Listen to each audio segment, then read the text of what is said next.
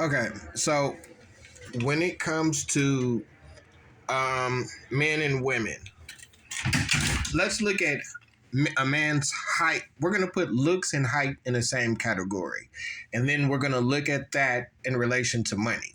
So when a man's looks or height is above average, then women are more likely to share expenses to pay for dates or even pay for the man.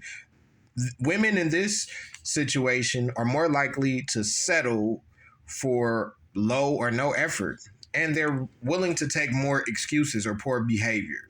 Now, even though this is above average men, this applies to mainly, it seems that average women seem to be in this boat with above average men more. It seems like it's more likely for above average men to be dealing with average women because they have this advantage here.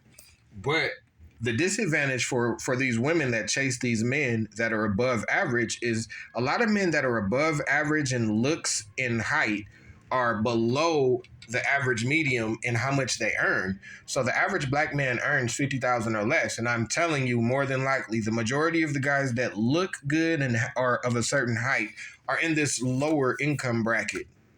So that's an issue. And then the problem with that is you got to understand now we have an outlier. Then there's guys that are tall and handsome that make lots of money. These are 1% of 1% men. These men have the pick of their litter. They can choose who they want. They can do what they want. And that's now let's talk about the women. It's very similar with women.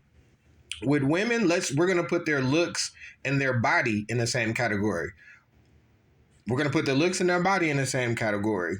And because only broke men care about women with money, we're not even going to put that in a box of what these upper echelon men who are above average in height and above average in money. Those guys typically don't care about how much money a woman can make because they can afford to finance and help the woman or subsidize her life. So that's why.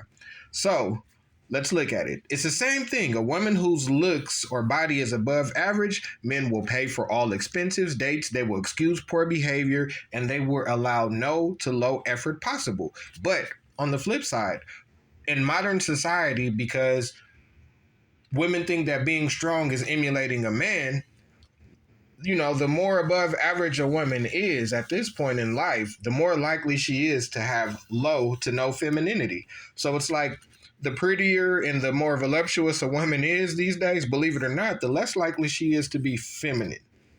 Now, these guys that are the top percent in height and looks and in money, they are not attracted. They are attracted to these women that are above average in looks and body, but having a lower percentage of femininity, even if you are a beautiful woman, eliminates you from these men. So to me, everything is in math.